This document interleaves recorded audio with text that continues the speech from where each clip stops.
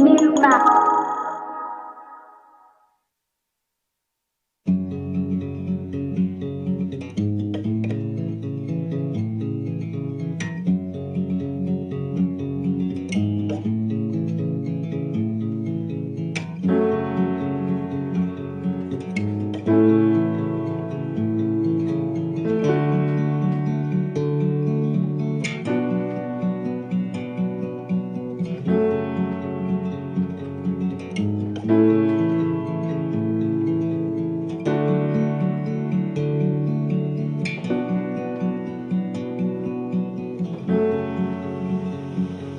I was visiting this couple in the neonatal unit at the hospital. Their son had been born with some serious complications, and the doctors didn't know if he was going to make it.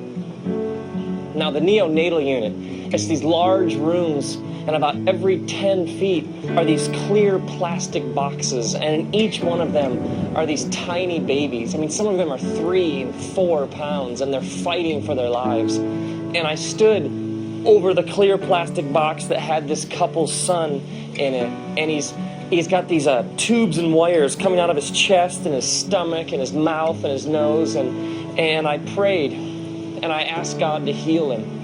And then I found out later that all kinds of people were praying for him, and he hung on for a little while, but he didn't make it, and he died. And then soon after that, I ran into this woman that I've known for quite a while, and she told me that her granddaughter had just been diagnosed with this rare heart condition that not very many babies survive.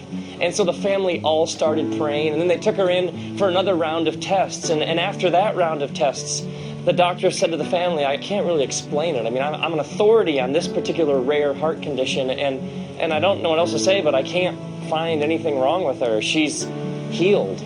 What do you do with that? I mean, does God answer prayers? Some, but not all, or sometimes, but not all the time? Or does God always answer prayers? It just sometimes God says no. And sometimes people say, well, we prayed and then God showed up and did a miracle. Well, then where was God the rest of the time? Was God somewhere else doing something else and then apparently decided to show up here and do something that hadn't been done but should have been done? Then God all of a sudden at the last minute decided to do? I mean, no wonder prayer gets confusing. And other people say, well, you just have to understand that God is going to do what God is going to do. Well, then why pray? And others say, well, you don't understand. God can do anything. Well, then why doesn't he? Now, the biblical accounts of Jesus' life tell us that on the night he was betrayed, he was in the garden with his disciples praying. And it's in the hours leading up to his arrest, and then he's going to be tried as a criminal, and then he's going to be executed. And he's feeling the full weight of what's about to happen to him because he knew it was headed this way. So he's enduring the suffering of his coming death, and he begins to pray, and he prays, Father, if it's possible, may this cup be taken from me. Yet not what I will, but your will. He essentially likens his death to a cup that he doesn't want to drink. I mean, who would? And then he prays a little while later, if it's not possible for this cup to be taken from me, then may it be done according to your will. So in the first prayer, he essentially says, is there some way out of this? I don't really want to go through this. Is there some other plan here? And then the second prayer is more like, well, I guess this is going to happen. Nothing I can do to stop it. So I'm up for whatever you have in mind.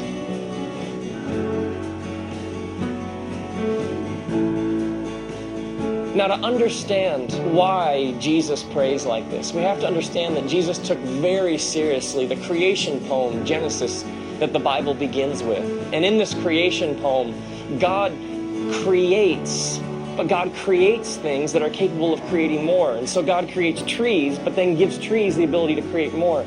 God creates animals and plants and fish, but then empowers them to create more. And then God creates people and gives them the ability to create more. So everything in creation is essentially unfinished. God leaves the world unfinished and invites people to take part in the ongoing creation of the world. Now, when you create, you always run the risk that what you've created won't turn out how you wanted it to. It may go a different direction.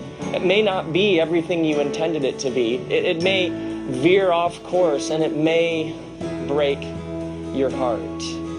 And so this creative energy, this divine creative energy that brought everything into existence, it takes great risk in creating, but at the same time, it works in a very specific way. It brings order out of chaos. So the Genesis creation poem says that it was wild and waste, chaos and void, and out of this, God began the endless process of bringing design and order and beauty. And so when Jesus prays, he's tapping into this divine creative energy that made everything.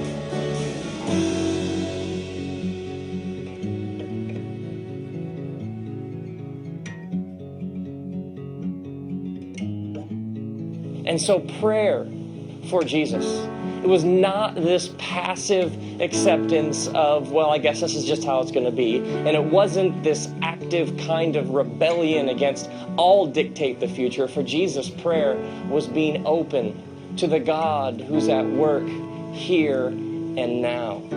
But to be open to the creative working of God in the world here and now, you have to be honest. So when Jesus is saying things like, is there any way for this cup to be taken so I don't have to drink it? He's being brutally honest with God. God, I don't really want to go through this. Like it says in the book of Psalms, chapter 13, where the writer says, God, how long will you forget me forever? How long will you hide your face from me? Jesus came from a long tradition of people who saw prayer as brutal honesty with God. Some people think that half of the Psalms were laments, people grieving and outpouring their anguish in times of great suffering and torment. People shaking their fist at God, challenging God, doubting with God, wrestling with God, questioning God. God can handle what you're thinking. God can handle how you're feeling. God can handle what you're saying. Prayer, if it's anything, is truth. It's being honest with your Maker. But for Jesus, it wasn't just honesty that's going on in the garden when he's praying to his Father. But Jesus' questions assume that he is going to be involved in some way in the answer. Jesus' assumption is there's some role for him to play in this creative, ongoing work of God in the world. And some people pray and they say, well, God just didn't answer my prayer, but maybe they were the answer to their prayer. Don't ask God to feed someone who's hungry if you have plenty of food. Like it says in the book of James, the prayer of a righteous person is powerful and effective. Somebody who believes that the God who created the universe is at work here and now, and somebody who's open to that, somebody who's aware, who's watching, who's listening, somebody who's looking for their role to play in the ongoing creation of the world, well, that is going to be powerful. Prayer isn't just like a formality or some sort of list or some sort of rote ritual that you just have to get through so that you can get on with your day. Like it says in the New Testament, pray unceasingly. Prayer is your whole posture towards life. It's way more than just words. It's the whole way that you see everything going on around you. And so prayer is being still, it's meditating, it's reflecting, it's listening, it's waking up, and it's when you never stop asking the question, what is God up to right here, right now, and how can I be a part of it? God's desire is that the divine energy that made the world would flow between us and in the process draw us closer together. Prayer is tapping into the same energy that formed the universe. That's why people say that they can feel prayers. It's because we can. Praying connects us to the people and things we're praying for. Prayer enlarges our perspective. Praying gives us a bigger heart. Praying makes us feel things. Praying changes things, but prayer changes us. Praying makes us better people. So when people ask all sorts of questions, why didn't God do this? Why did God do this? Why did God show up then? Why did God make a miracle happen there? Why did God say yes to this prayer and no to this prayer? I don't know. Standing over that clear plastic box, watching that little boy fighting for his life, I don't know why some situations go one way and some situations go another. But I do know that you and I can be open to the new thing that's coming into being. Not my will, but yours be done.